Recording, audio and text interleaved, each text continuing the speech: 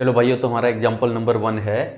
Prove that in to concentric circles the chord of the larger circle which touches the smaller circle is bisected at the point of contact. यानी दो circles हैं और कैसे हैं? Concentric circles. Concentric मतलब ऐसे दो circle जिनका सेंटर एक ही है।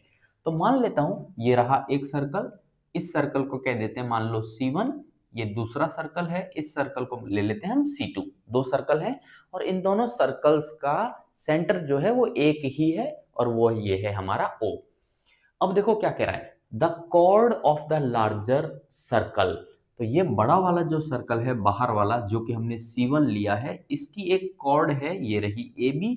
लेकिन ये कॉर्ड इस तरीके से है विच टचेज द स्मॉलर सर्कल, यानी ये कॉर्ड जो है इस छोटे वाले सर्कल को टच कर रही है। टच कर रही है मतलब छोटे वाले सर्कल पे क्या है? टेंजेंट है। क्या है? टेंजेंट है। तो मान लेते हैं P पॉइंट पे टच कर रही है, यानी P क्या हो गया? पॉइंट ऑफ कांटेक्ट हो गया। ठीक है। Is bisected at the point of contact, यानी पॉइंट ऑफ कांटेक्ट पे ये बाइसेक्ट हो रही है। बाइसेक्ट का मतलब क्या हुआ? आधी आधी, यानी जितना AP उतना PB। AP बराबर PB, ये प्रूव करना है हमको। तो भाई पता चल जाएगा कि जो P पॉइंट है या जो OP है वो इस कॉर्ड AB को क्या कर रही है? बाइसेक्ट कर रही है। क्लियर है? चलो कैसे करेंगे देखो भाई। हमने सबसे पहले एक चीज सोचो कि हमने थ्योरम 10.1 सीखा। 10.1 में हमने क्या सीखा कि अगर ये एक टेंजेंट है और ये OP जो है रेडियस है और टेंजेंट किस पॉइंट पे है? P पॉइंट पे है, पॉइंट ऑफ कांटेक्ट P है। तो बताओ OP यानी रेडियस और इस टेंजेंट यानी AB के बीच में कितना डिग्री बनेगा? 90 डिग्री बनेगा। बनेगा नहीं बनेगा? थ्योरम 10.1 में हमने सीखा। यानी बाई थ्योरम 10.1 हम कह सकते हैं OP परपेंडिकुलर टू AB। बताओ होगा कि नहीं होगा? बिल्कुल होगा, नो डाउट एट ऑल, हमने सीखा है। अब एक नियम है, ध्यान से सुनना, कि अगर सेंटर से, ये सेंटर O से कॉर्ड के ऊपर मैं परपेंडिकुलर खींचूं तो वो कॉर्ड को बाइसेक्ट करता है। क्या करता है? बाइसेक्ट, यानी perpendicular from centre bisects chord. Clear है? तो ये जो परपेंडिकुलर OP है ये AB कॉर्ड को क्या करेगा? बाइसेक्ट करेगा। क्या करेगा? बाइसेक्ट। तो हम कह सकते हैं अगर ये बाइसेक्ट करेगा तो फिर पक्का AP किसके बराबर होगा? PB के। और यहां पे बस एक लाइन लिख दो कि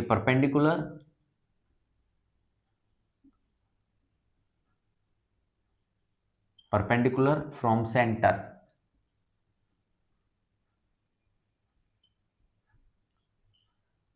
टू कॉर्ड बाइसेक्ट्स कॉर्ड। बराबर है? तो लो हो गया। क्लियर है? ओके। अब देखो भाइयों, इसी चीज को अपन दूसरे तरीके से भी कर सकते हैं, वो भी मैं सिखा देता हूं। आपको जो बेहतर लगे वो आप पकड़ लो। ठीक है? देखो, मान लेता हूं कि O को A से मिला दिया और O को B से मिला दिया। लो भाई, मिला दिया। क्लियर है? अब दो ट्राइंगल नजर आ रहे हैं हम, OAP। दूसरा ट्राइंगल है OBP। नजर आ रहे हैं? ठीक है भाई। अब थ्योरम 10.1 के हिसाब से OP और AB के बीच में इधर 90 डिग्री बनेगा। बिल्कुल बनेगा। OP और AB के बीच में इधर भी 90 डिग्री बनेगा। बनेगा। दोनों तरफ 90 डिग्री बनेगा। बिल्कुल सही बात है।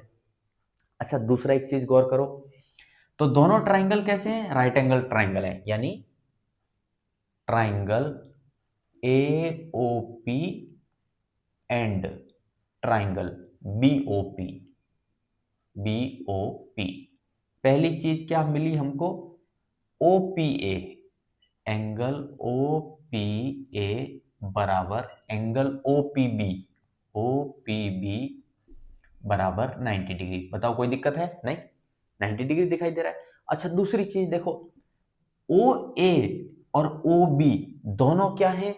बाहर वाले सर्कल, यानी C1 सर्कल के लिए रेडियस है कि नहीं है? ओ ए और ओ बी दोनों रेडियस हैं, तो दोनों कैसी होंगी, इक्वल होंगी। यानी सेकंड चीज जो नजर आ रही है, ओ ए बराबर ओ बी बराबर R A D I U S, radius of C1 circle. Correct है, ठीक है भाई। तीसरी चीज देखो क्या नजर आ रही है, देखो दोनों ट्रायंगल में तीसरी चीज क्या नजर आ रही है, ओपी जो है वो इस ट्रायंगल में भी है और ओपी इस ट्रायंगल में भी है, तो ओपी कैसा हो गया, कॉमन हो गया। ओपी बराबर ओपी, और ये हम आगे लिख देंगे कॉमन, कॉमन है। एक और चीज गौर करो, इस ट्रायंगल में, ट्रायंगल ओ ए पी में, ओ ए क्या है भाई, ओ ए क्या है, हाइपोटेन्यूज, तो ये क्या हुआ, हाइपोटेन्यूज है। ठीक है, ओपी क्या हो गई, साइड, और 90 डिग्री है तो right angle, by R H S congruency, right angle, hypotenuse, side. अगर दो ट्राइंगल में ये तीन चीजें हैं, इक्वल हैं, तो फिर वो दोनों ट्राइंगल्स कैसे होंगे, कॉन्ग्रुएंट होंगे। इसका मतलब triangle A O P congruent to triangle B O P, triangle A O P congruent to triangle BOP. और अगर ये दोनों ट्राइंगल्स कॉन्ग्रुएंट हैं तो बाई सीपीसीटी करस्पॉन्डिंग पार्ट्स भी कैसे होंगे, इक्वल होंगे, कॉन्ग्रुएंट होंगे।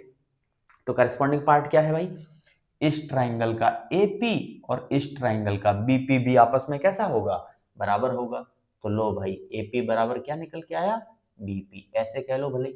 और अगर ये निकल के आया, इसका मतलब ये हुआ कि पी पॉइंट जो कि पॉइंट ऑफ कांटेक्ट है, वो ए बी कॉर्ड को क्या कर रहा है, बाइसेक्ट कर रहा है। क्लियर है, ओके।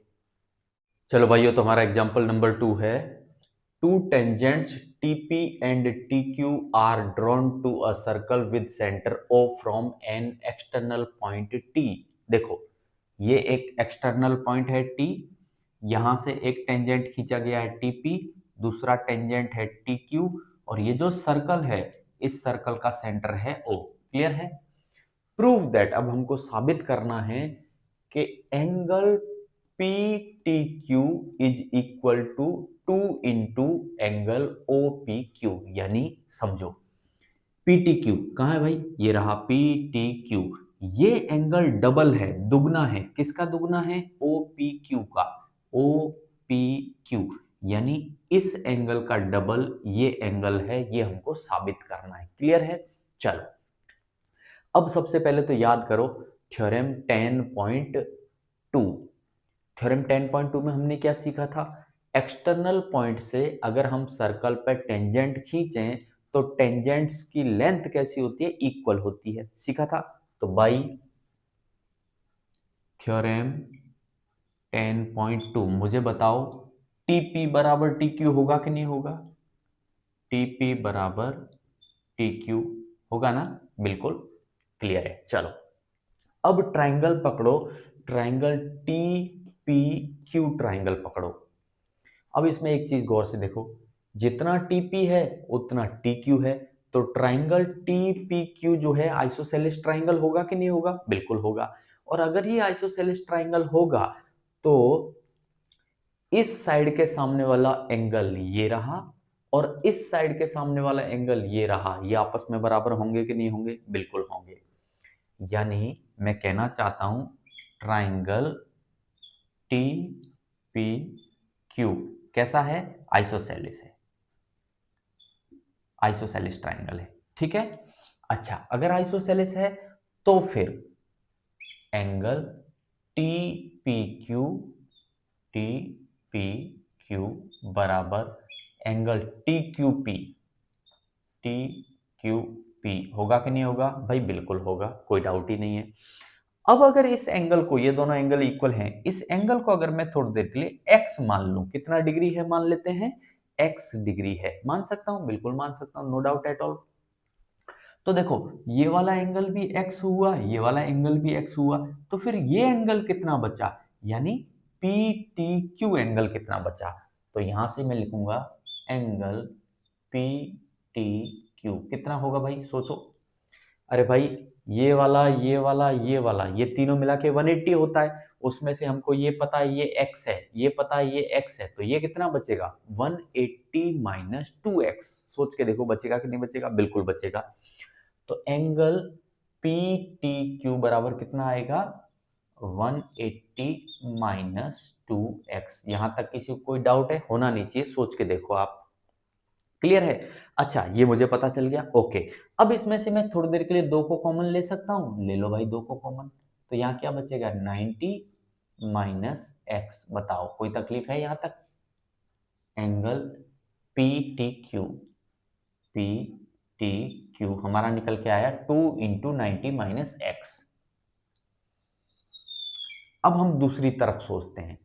हमने थ्योरम 10.1 पढ़ी थी और उसमें क्या सीखा था हमने, उसमें हमने सीखा था कि ये एक टेंजेंट है टीपी और ओपी क्या हुई रेडियस।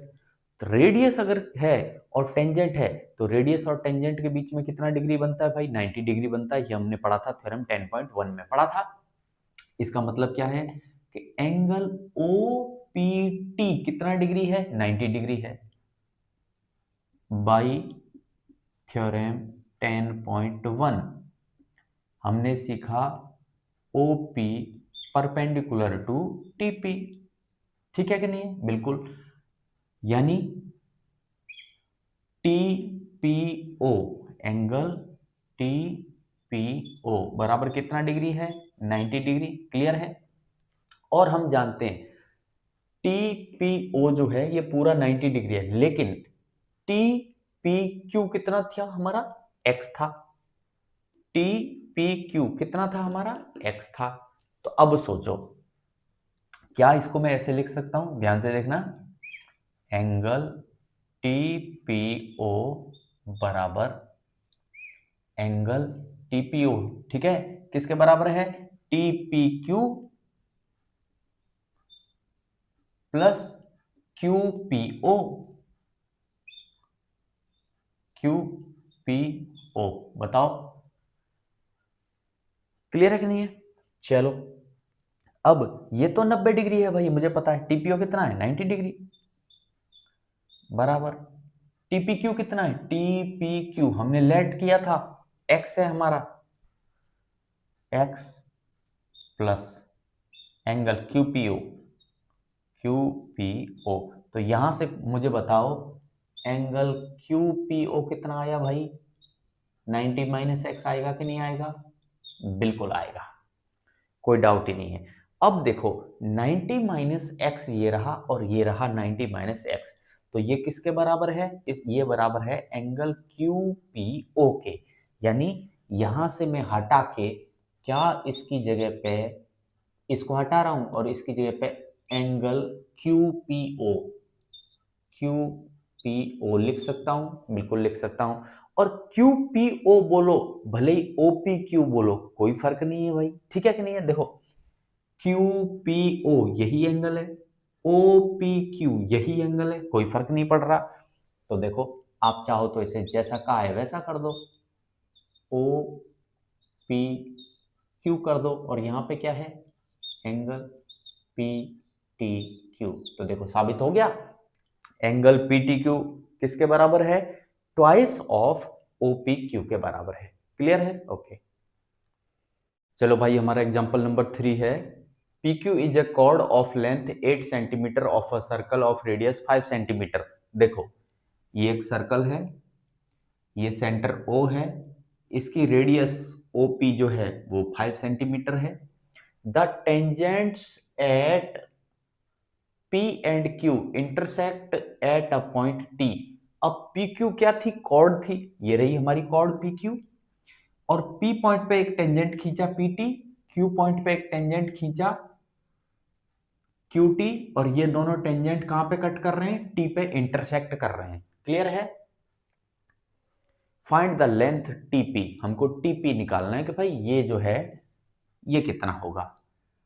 तो सबसे पहले तो एक चीज समझो कि अगर मैं O को T से मिला देता हूं तो ये जो OT है ये एंगल पी टी क्यू को बाइसेक्ट करेगा, बिल्कुल क्लियर है। दूसरा चीज, ये जो ओ टी है ये पी क्यू जो कॉर्ड है उस पर परपेंडिकुलर होगा। क्या होगा? परपेंडिकुलर, यानी O T perpendicular to P Q. अच्छा, अब एक चीज और समझो कि रेडियस हमको कितना बोली थी, ये रेडियस कितनी है भाई? 5 है। और कॉर्ड हमको कितना बोली थी? 8। ओटी जो है इस कॉर्ड को क्या करेगा? बाइसेक्ट भी करेगा। क्या करेगा? बाइसेक्ट।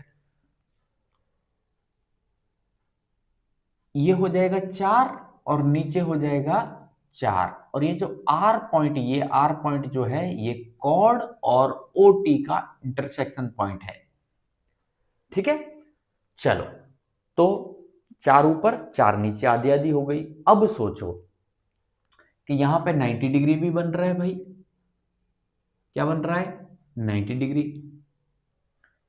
ट्राइंगल उठा लो P O R, triangle P O R लगा दें इसमें पाइथागोरस, लगा दो भाई। तो देखो पी ओ स्क्वायर बराबर P R square plus R O square. P O square, P O हमको पता है कितना है, रेडियस है 5 है, तो कितना बनेगा? 5 का स्क्वायर 25 बराबर पी आर स्क्वायर कितना है? पी आर 4 है, तो 4 का स्क्वायर कितना बनेगा? 16 प्लस आर ओ निकालना है हमको, कोई बात नहीं। तो आर ओ स्क्वायर बराबर क्या बनेगा? 25 माइनस 16 यानी 9 बनेगा। यहां से आर ओ पता चल गया 3 सेंटीमीटर। क्वेश्चन पूरा सेंटीमीटर में चल रहा है, इसलिए आर ओ किस में आएगा? 3 सेंटीमीटर। तो हमको आर ओ पता चल गया भाई 3 सेंटीमीटर है, ये वाला टुकड़ा 3 सेंटीमीटर है। अब हमको तो निकालना था, टीपी निकालना था, करेक्ट है कि नहीं है? चलो, आपने थ्योरम 10.1 पढ़ी? पढ़ी भाई हमने 10.1। क्या पढ़ा हमने? ओपी जो है वो पीटी या टीपी के परपेंडिकुलर होगा कि नहीं होगा? बिल्कुल होगा। यानी ट्राइंगल टी पी ओ एक राइट एंगल ट्राइंगल है, बिल्कुल है। टीपी को थोड़ी देर के लिए एक्स मान लेता हूं और टी आर को थोड़ी देर के लिए वाई मान लेता हूं। क्या मान लिया? वाई। करेक्ट है। चलो भाई, तो अब हम ट्राइंगल उठा लेते हैं। हमारा ट्राइंगल है टी पी ओ। तो ट्राइंगल हमने ले लिया टी पी ओ। लगाओ पाइथागोरस। तो देखो T O square, T O square बराबर क्या बनेगा? TP square plus P O square. अब टी ओ कितना है भाई? देखो यहां से लेके यहां तक कितना है? यहां से लेके यहां तक है हमारा y, और ये निकल के आया था हमारा 3, तो टी ओ क्या बन जाएगा? y plus 3। तो ये बनेगा y प्लस 3 का स्क्वायर बराबर टीपी कितना माना हमने? x मान लिया, तो ये हो जाएगा एक्स स्क्वायर प्लस पीओ हमने कितना माना? पीओ, पीओ हमको दिया ही है क्वेश्चन में 5 है, तो 5 का स्क्वायर 25। ये इक्वेशन बन गई भाई हमारी 1। अब हम दूसरा ट्राइंगल उठा लेते हैं। कौन सा ट्राइंगल उठा लें? पी आर टी उठा लो भाई ट्राइंगल। तो हम ट्राइंगल उठा रहे हैं पी आर टी। देखो भाई, लगाओ पाइथागोरस पी आर टी में, ये पी, ये पॉइंट आर, ये टी, लगाओ भाई। तो टी पी स्क्वायर बराबर T are square plus P R square. अब टीपी कितना है हमारे पास में? टीपी है हमारे पास में एक्स, तो एक्स स्क्वायर बराबर टी आर कितना है? टी आर हमने माना है वाई, तो Y square plus P R कितना है हमारे पास में? पी आर है 4, तो ये बन जाएगा 16। ये इक्वेशन 2।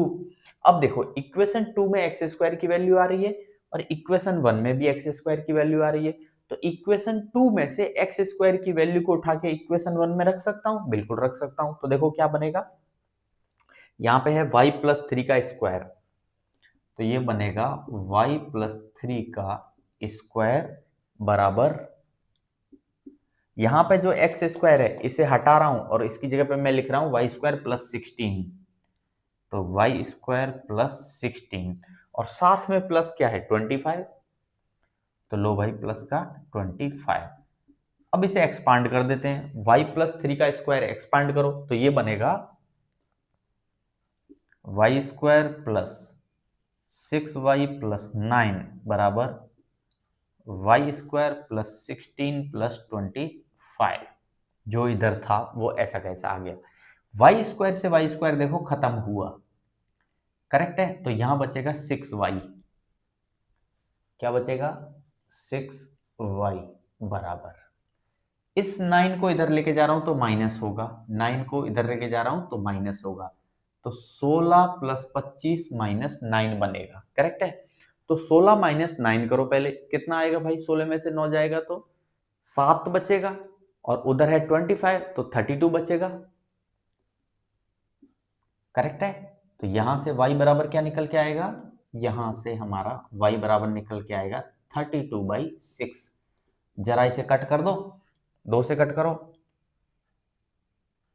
16 बार, 2 से कट करो 3 बार, तो y हमारा आया 16/3।